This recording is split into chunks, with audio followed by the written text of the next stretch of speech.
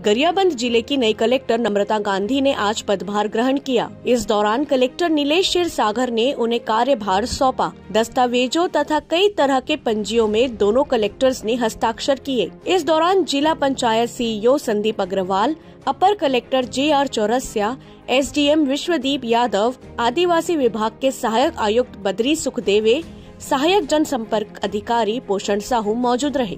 इस दौरान जहां पूर्व कलेक्टर नीलेश क्षीरसागर ने नई कलेक्टर नम्रता गांधी का गुलदस्ता भेंट कर स्वागत किया, वहीं नई कलेक्टर ने भी क्षीरसागर को स्मृति चिन्ह भेंट किया।